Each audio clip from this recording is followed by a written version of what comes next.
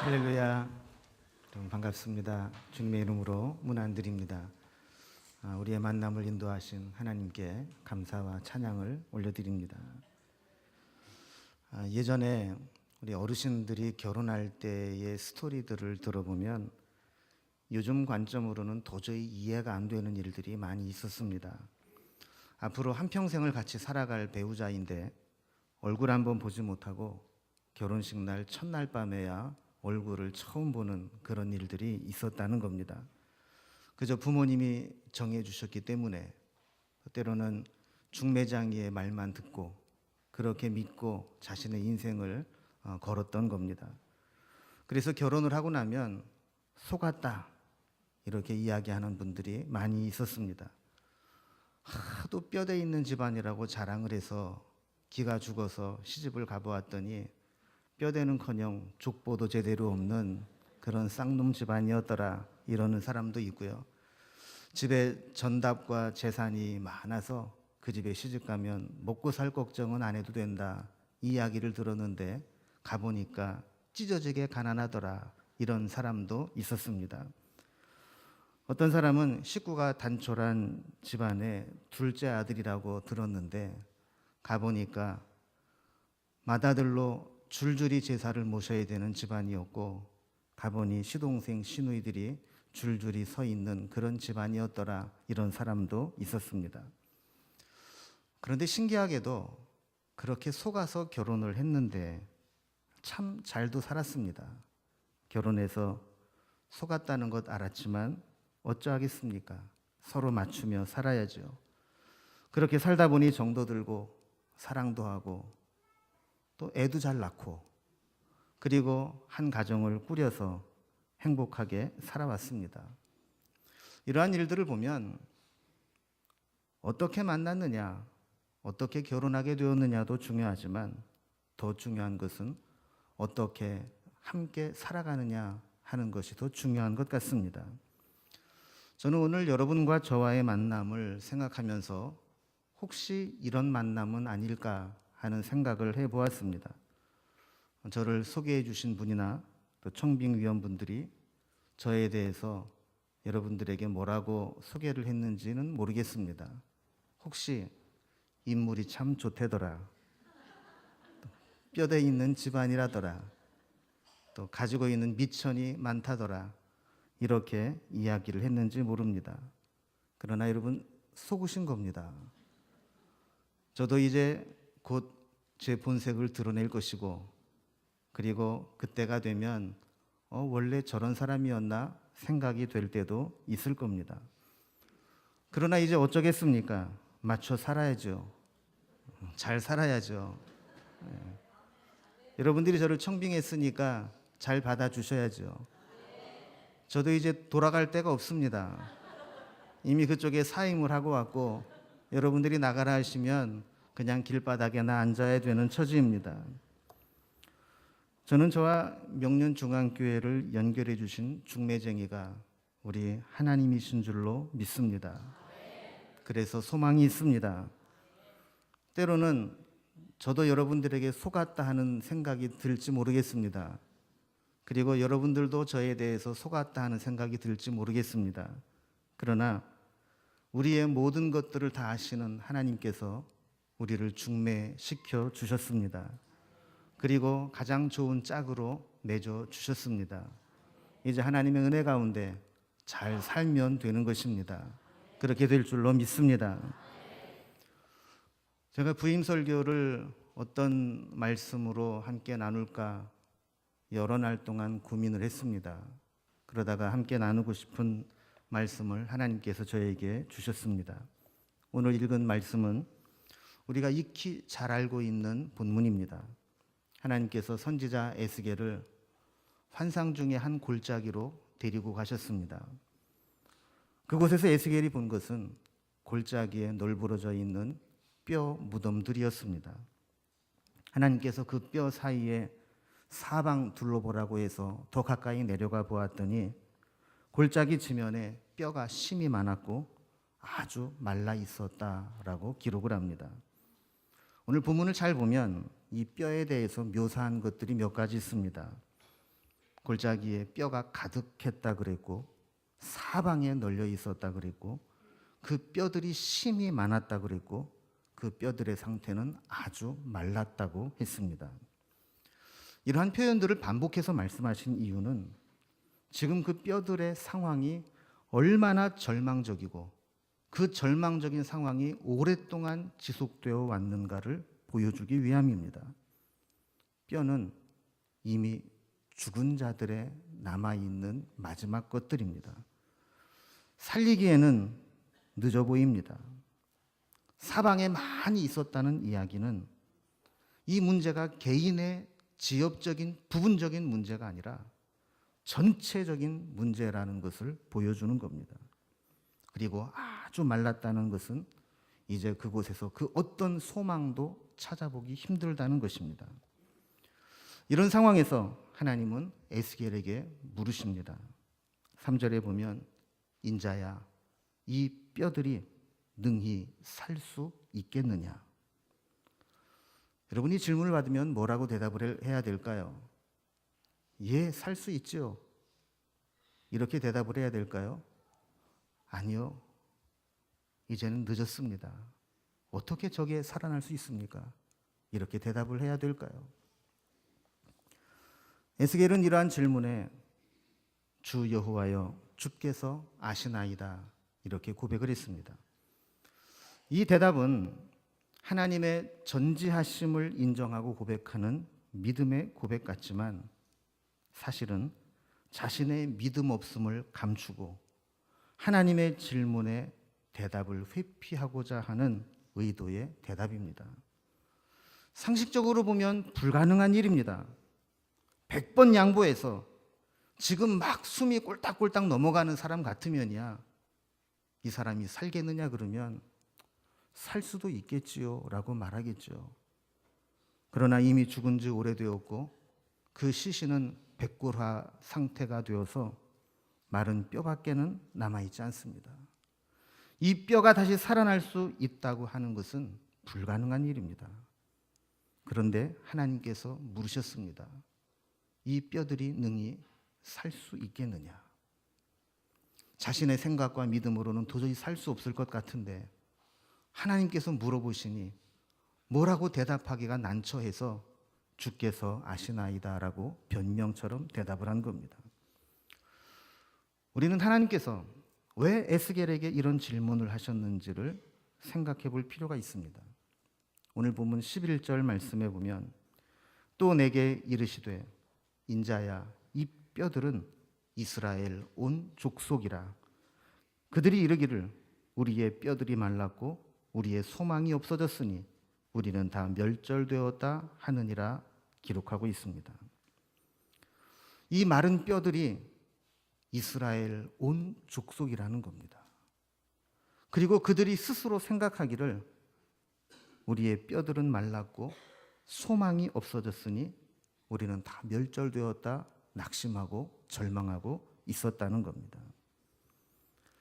에스겔 선지자가 이 말씀을 선포할 당시의 상황은 이미 바벨론의 포로로 끌려가 있은 지 오래되었을 때의 일입니다.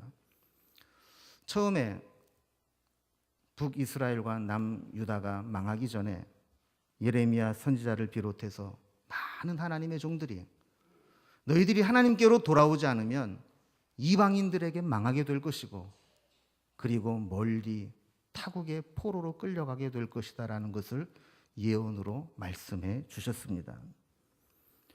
그런데도 저들은 그 이야기를 들으면서 설마 우리가 이방인들에게 망하랴 이런 아니란 생각을 했던 겁니다. 그러다가 정말 망했습니다. 그리고 포로로 끌려가게 되었습니다. 그들은 포로로 끌려가서도 이렇게 생각을 합니다. 하나님이 이렇게 끝내게 하시겠어? 곧 돌아가게 하시겠지. 그런 기대를 하고 있었던 겁니다. 그런데 시간이 지나도 회복될 기미가 보이지 않습니다. 다시 돌아갈 수 있을 것이라는 기대를 할 수가 없게 되었습니다. 기다리다 기다리다 이제는 다 타서 재가 되어버린 나무와 같이 저들의 심령에 남은 것은 숫덩이도 아니고 제 밖에는 남지 않았던 겁니다. 그래서 이스라엘 백성들은 스스로를 이렇게 평가합니다. 우리의 뼈들은 말랐고 우리의 소망은 없어졌으니 우리는 다 멸절되었다라는 겁니다. 여러분, 우리도 인생을 살다 보면 어느 순간에 바닥까지 내려간 것 같다라고 느낄 때가 있습니다. 어떤 분이 재미있는 이야기를 했습니다. 하나님께서 나를 낮추셔서 나를 최고의 바닥까지 낮추셨습니다. 그런데 제가 한 가지 몰랐던 것이 있었습니다. 그것이 맨 마지막 바닥이 아니라 지하실이 있다는 것을 알았습니다. 더 이상 내려갈 데가 없는 줄 알았는데 하나님이 자기를 낮추시니까 없던 지하실을 파서 그 밑에까지 내려가게 하셨다라는 겁니다. 이스라엘 백성들은 그런 상황이었습니다. 더 이상 내려갈 데가 없었고 더 이상 소망을 품을 수 없는 상태였습니다. 아무런 기대도 할 수 없고 힘도 없고 낙심과 좌절하는 것밖에는 할 수가 없었습니다. 문제는 이런 상황이 지속될 때 우리가 잊어버리지 말아야 될 하나님까지도 잊게 된다는 겁니다. 우리가 놓치지 말아야 될 하나님까지도 놓아버릴 수 있다는 겁니다. 그저 절망스러운 상황과 환경에 함몰되어서 아무런 기대도 아무런 시도도 하지 못하고 낙심하고 있을 수 있다는 겁니다. 힘들고 지쳐 현실에서 도망가고 싶은 마음밖에는 없을 때가 있습니다. 그러다 패배주의에 빠지고 피해의식과 원망과 절망 앞에 낙심하게 됩니다.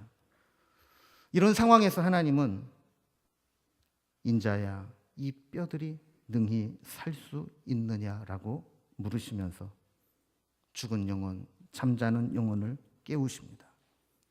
특히 하나님은 하나님의 사람, 리더들을 먼저 자극하시며 깨우십니다. 해도 안 된다는 비관적인 생각을 버리게 하십니다. 하나님은 에스겔에게 이 뼈들이 살 수 있을 것이라는 기대를 갖게 하셨습니다.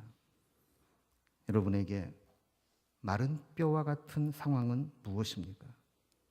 지금 여러분이 처해 있는 상황에서 마른 뼈와 같이 아무런 소망도 기대도 할 수 없는 것 같은 상황이라고 느끼는 것이 무엇입니까? 저는 오늘부터 함께 나누는 하나님의 말씀 앞에서 하나님께서 우리를 말씀으로 자극하실 때 그 거룩한 영적인 자극을 느낄 수 있기를 바랍니다. 그래서 이 뼈들이 능히 살 수 있겠느냐고 물으실 때 아멘, 살 수 있습니다. 마른 뼈와 같은 저를 살려주옵소서, 이렇게 고백할 수 있기를 바랍니다. 하나님은 이제 에스겔에게 이 뼈들을 어떻게 살리실 것인지를 보여주십니다. 하나님은 마른 뼈에게 두 가지 일을 행하십니다. 하나는 말씀을 대언하여 듣게 한 것이고 또 하나는 하나님의 생기, 하나님의 영이 임하게 한 것입니다. 먼저 4절 말씀을 보면 또 내게 이르시되 너는 이 모든 뼈에게 대언하여 이르기를 너희 마른 뼈들아 여호와의 말씀을 들을지어다 라고 말씀합니다. 상식적으로 말은 말귀를 알아듣는 사람에게 해야 됩니다. 살아있는 사람에게 해야 됩니다. 그런데 뼈들에게 말씀을 대언하라는 겁니다. 5절 말씀에 보면 주 여호와께서 이 뼈들에게 이같이 말씀하시기를 내가 생기를 너희에게 들어가게 하리니 너희가 살아나리라 말씀하셨습니다. 마른 뼈라 할지라도 하나님 말씀이 대언되어 들려지게 되고 하나님의 생기가, 하나님의 영이 그들에게 불어오게 될 때 그들은 살아나게 된다는 겁니다. 그래서 그 뼈들 위에 힘줄을 두고 살을 입히고 가죽으로 덮고 살아나게 될 것이라고 말씀합니다. 우리는 여기에서 너무나 분명하고 확실한 영적인 법칙을 발견하게 됩니다. 하나님의 말씀이 들려지기 시작하고 하나님의 영이 임하기 시작하면 그곳에서 생명의 역사가 시작된다는 것입니다. 7절 말씀을 보면 이에 내가 명령을 따라 대언하니 라고 시작합니다. 하나님의 생명의 역사는 순종하는 것에서 시작이 됩니다. 하나님의 말씀을 들었을 때 그 뼈들은 이미 죽은 지 오래되었습니다. 여러분, 이 뼈들이 어떻게 살아납니까? 만약에 에스겔이 하나님에게 하나님, 이건 불가능한 일입니다. 이 뼈들이 살아날 수 없습니다 라고 했더라면 에스겔서 37장은 존재할 수가 없었을 겁니다. 그러나 에스겔은 하나님의 말씀을 따라 대언했습니다. 순종했습니다. 이때 놀라운 일이 생겨났습니다. 하나님이 말씀하신 대로 이루어지는 역사가 나타났습니다. 하나님의 말씀이 대언될 때 흩어져 있는 뼈들에게서 소리가 나기 시작합니다. 바쁘게 움직입니다. 이 뼈 저 뼈들이 맞아 서로 뼈들이 연결되었다라고 말씀합니다. 하나님 말씀에는 능력이 있습니다. 하나님은 말씀으로 천지를 창조하셨습니다. 말씀이 선포될 때 죽은 자가 살아납니다.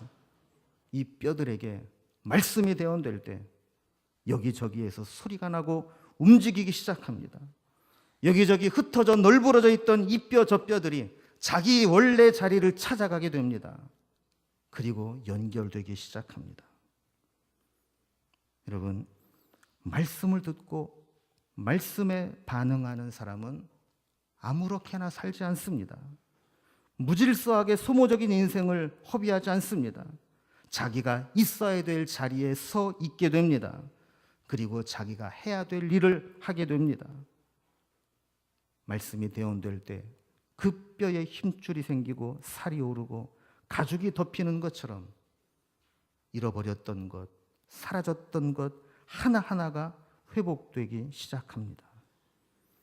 인생을 허비하는 자리에서 나를 부르신 소명의 자리, 나를 만나주셨던 은혜의 자리, 하나님의 말씀을 듣고 반응하는 자리로 돌아가게 되는 것입니다. 우리의 영이 살아나기를 원한다면 말씀을 듣고 반응해야 합니다. 그러나 여기까지만 해서는 부족한 것이 있습니다. 모양은 갖추었는데 능력이 없습니다. 생명이 없습니다. 그래서 하나님은 그 다음 단계로 에스겔에게 생기를 대언하여 명하라고 말씀합니다. 주 여호와께서 이같이 말씀하시기를 생기야 사방으로부터 와서 이 죽임을 당한 자들에게 불어서 살아나게 하라라고 말씀하고 에스겔은 그 말씀대로 생기에게 대언합니다. 여러분, 이때 어떤 일이 일어났습니까? 생기가 그들에게 들어가매 그들이 곧 살아나서 일어나 서는데 지극히 큰 군대더라라고 말씀합니다. 저는 이 말씀을 준비하고 본문을 묵상하면서 이번에 새롭게 깨달으며 깜짝 놀란 충격을 받은 부분이 있습니다. 우리가 원래 큰 군대였구나라는 것을 깨닫게 되었습니다. 우리는 이렇게 마른 뼈처럼 무기력하게 주저앉아 있어서는 안 되는 존재였구나라는 것을 깨닫게 되었습니다. 에스겔이 환상 중에 본 것은 골짜기에 흩어져 쌓여 있는 심이 많은 마른 뼈들이었습니다. 왜 그 골짜기에 마른 뼈들이 그렇게 많이 있을까요? 이들은 원래 군인들이었습니다. 그러나 이 골짜기에서 적군에게 몰살을 당해 비참하게 전사한 군인들의 뼈였습니다. 죽어도 곱게 죽은 것이 아닙니다. 이기려고 목숨을 걸고 싸우다가 역부족으로 패하고 죽은 자들입니다. 아무리 살아있을 때 용맹스럽고 공을 많이 세운 군인도 패하고 죽어 뼈만 남으면 다른 일반인의 뼈와 다를 바가 없습니다. 저들이 마른 뼈가 되었다는 것은 역으로 말하면 하나님의 말씀과 성령의 능력을 잃어버렸다는 것을 의미합니다.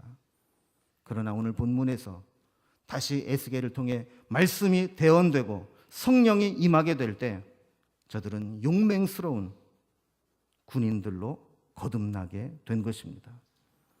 여러분, 우리는 원래 큰 군대였습니다. 우리는 하나님의 자녀들입니다. 하나님의 형상대로 지음받은, 세상 말로 한다면 우리 안에는 왕의 피가 흐르고 있습니다. 하나님의 형상이, 하나님의 성품이, 하나님의 능력이 우리 가운데 있습니다. 성령의 기운이 불어오기 시작하면 우리가 새롭게 거듭나게 됩니다. 여러분, 죽은 시체, 이 뼈다귀들이 생명이 없으면 좀비에 불과합니다. 그러나 성령이 임하고 말씀이 들어가고 살아나면 하나님의 군대가 됩니다. 저는 이제 명륜중앙교회에서 부지런히 하나님의 말씀을 준비하여 대언할 것입니다. 그리고 하나님의 영이 임하도록 예배에 여러분들을 초대할 것입니다. 세상 사람들은 주변의 환경과 내가 처해 있는 상황, 그리고 통계적인 현상을 가지고 희망을 갖기도 하고 절망하기도 합니다. 그러나 믿음의 사람들은 하나님의 말씀과 성령의 능력을 힘입어 소망을 품고 살아가는 사람들입니다. 비록 마른 뼈와 같다 할지라도 그곳에 말씀이 들려지기 시작하고 성령의 바람이 불기 시작하면 새로운 역사가 일어날 줄로 믿고 살아가는 것입니다. 마른 뼈가 살겠느냐? 이 질문은 무모해 보입니다. 적어도 세상 사람들이 볼 때는 그렇습니다. 사람의 힘으로는 불가능한 일입니다. 말도 안 되는 일입니다. 그러나 하나님은 마른 뼈를 살리시는 전문가이십니다. 말씀과 성령으로 하나님은 마른 뼈를 살려내십니다. 하나님의 은혜가 임하면 그곳은 살아납니다. 하나님의 은혜는 말씀과 성령의 능력으로 우리에게 임합니다. 저는 이것을 믿습니다. 그리고 이것을 체험했습니다. 부지런히 말씀과 성령의 임재로 여러분들을 초대할 것입니다. 하나님의 말씀이 여러분의 잠자는 영혼을 깨울 것입니다. 주전자에 있는 영혼을 건드리실 것입니다. 흔들어 깨우고, 그리고 우리 안에 잠재되어 있던 하나님의 능력을 체험하게 하고 큰 군대로 쓰임받게 하실 것입니다. 저는 이 사명을 감당하기 위해서 이곳에 왔습니다. 엊그제 그동안 10년 동안 사역했던 교회를 뒤로 하고 이곳에 올라오는데, 올라오는 내내 데세메스로 올라가는 암소와 같은 심정을 갖고 기도했습니다. 사무엘상 6장에 보면 데세메스로 가는 두 마리의 암소 이야기가 나옵니다. 그 이야기를 요약해서 설명을 드리면 이렇습니다. 이스라엘 백성들은 하나님께 범죄하였고 하나님은 블레셋 군대를 통해 그들을 징계하셨습니다. 그러나 이스라엘 백성들은 회개할 생각은 하지 않고 그 전쟁터에 여호와의 임재의 상징인 법궤를 가지고 나가면 이기겠지라는 생각만 했습니다. 그래서 법궤를 가지고 전쟁터에 나갔는데 결과는 처참하게 패하고 법궤마저도 블레셋에게 빼앗기게 된 것입니다. 그런데 그 다음에 문제가 생겨나기 시작합니다. 블레셋 사람들이 하나님의 법궤를 감당을 못합니다. 첫날 그들은 전리품의 상징으로 저들이 섬기는 다곤 신당에 그 신전에 여호와의 법궤를 두었습니다. 그 다음날 가보았더니 그 신상이 법궤를 향해 꼬꾸라 쓰러져 있는데 목과 두 팔이 부러져 잘려나간 상태로 널브러져 있었습니다. 저들은 그것이 두려워 다른 곳으로 이 법궤를 옮깁니다. 그런데 법궤를 옮기는 곳마다 종기가 나고 질병이 나고 독종이 생기면서 그 지역 사람들이 고통을 당하게 됩니다. 그러면서 블레셋 사람들은 결국 이 법궤를 돌려보내야 되겠다라고 결론을 내립니다. 그러면서도 자존심은 있어서 자신들이 당한 이 재앙이 하나님 때문이 아니라는 것을 증명해 보이고 싶었습니다. 그래서 그들은 법궤를 돌려보내기는 돌려보내지만 조건부로 여러 가지 상황극을 만들게 됩니다. 그들은 법궤를 보낼 때 한 번도 멍에를 메어보지 않은 소에게 이 법궤를 메고 수레로 끌게 했습니다. 거기다가 아직 젖을 떼지 않은 새끼까지 달려있는 암소 2마리를 함께 멍에에 매게 했습니다. 그리고 그 2마리 소가 제대로 벳세메스로 가는지를 지켜보자고 했습니다. 사실 이러한 모습들은 그 소들이 벳세메스까지 법궤를 끌고 갈 수 없을 만큼 로또 맞기보다 더 힘든 확률로 조건들을 만들어 놓은 것입니다. 한 번도 멍에를 메보지 못한 소들입니다. 멍에를 메는 것 자체가 불편하고 어색합니다. 수레를 끌기는커녕 앞으로 가는 것도 힘이 드는 상황입니다. 또 젖먹이 새끼를 억지로 떼어놓고 가게 합니다. 짐승이라도 얼마나 모성애가 강합니까? 아직 젖도 떼지 않은 새끼를 강제로 빼앗겨 버리고 가야만 하는 길입니다. 한 마리 새끼라도 어미에게 울부짖는 소리를 낸다면 그 어미소는 찢어지는 마음을 가질 수밖에 없습니다. 이 소 2마리 중에 한 마리라도 뒤를 돌아보거나 새끼에게로 돌아간다면 이 소는 앞으로 갈 수가 없습니다. 그리고 이 소들에게는 안내자도 없었습니다. 그저 소들이 가는 곳으로 어디로 가는지를 지켜볼 뿐이었습니다. 그러니까 저들이 법궤를 맨 수레를 돌려보내면서 어떠한 모습으로도 벳세메스까지 갈 수 없는 상황이었습니다. 그러나 여호와의 법궤를 끄는 암소들은 젖먹이 새끼들을 빼앗긴 채 한 번도 메어보지 않은 멍에를 메고 법궤를 실은 수레를 끌고 하나님의 이끄심을 따라 묵묵히 걸어갔습니다. 어미를 잃은 새끼들의 울음소리를 들으며 그들도 울면서 갔다고 성경은 기록하고 있습니다. 그러나 좌우로 치우치지 않았습니다. 그리고 그들이 벳세메스까지 도착을 했을 때에는 마지막에 하나님께 드려지는 번제물로 바쳐지게 됩니다.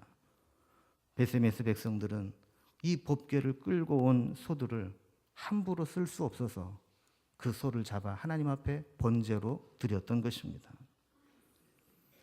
이 암소들의 입장에서 본다면 저들은 새끼를 빼앗기고 온 것에 대한 위로도 받지 못했습니다. 먼 길을 수레를 끌고 온 수고도 보상받지 못했습니다. 오히려 자신의 역할을 다한 후에 마지막에 하나님께 드릴 제물이 되어 하나님께 마지막 드림이 되었습니다. 저도 이 암소와 같은 심정으로 이곳에 오게 되었습니다. 황소걸음이라는 말이 있습니다.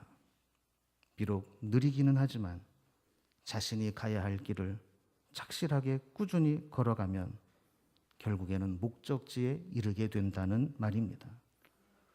그래서 우보천리라는 말이 있죠. 느린 것처럼 보이는 황소걸음이 천리를 간다는 겁니다. 저는 여러분과 함께 이 걸음을 시작하려고 합니다. 여러분 저와 함께 하시겠습니까? 하나님의 말씀과 성령이 우리의 걸음을 이끌어 주실 것입니다. 그리고 그 걸음 속에서 우리는 살아나는 은혜를 맛보게 될 것입니다. 하나님께서 우리에게 이전에 맛보지 못했던 우리 인생의 최고의 전성기를 맛보게 하실 줄로 믿습니다. 우리 인생에 그리고 우리의 교회에 이러한 하나님의 은혜의 생명의 역사가 다시 일어나게 되기를 기대합니다. 하나님이 그렇게 하실 줄로 믿습니다. 오늘 말씀의 제목으로 여러분에게 다시 한번 묻겠습니다. 우리가 다시 살아날 수 있을까요? 지금 우리의 모습이 마른 뼈와 같을지라도 하나님의 말씀이 대언되고 하나님의 영이 임하게 될 때 우리도 다시 살아날 수 있을까요? 우리를 살리실 하나님이 계시기에 우리는 절망 중에도 소망을 이야기할 수 있고 황무한 땅에서 비전을 품을 수 있습니다. 죽음의 기운이 만연한 그곳에 생명의 기운이 불어오고 낙심한 자들이 부흥을 꿈꾸고 비전을 회복하고 군대처럼 살아나게 됩니다.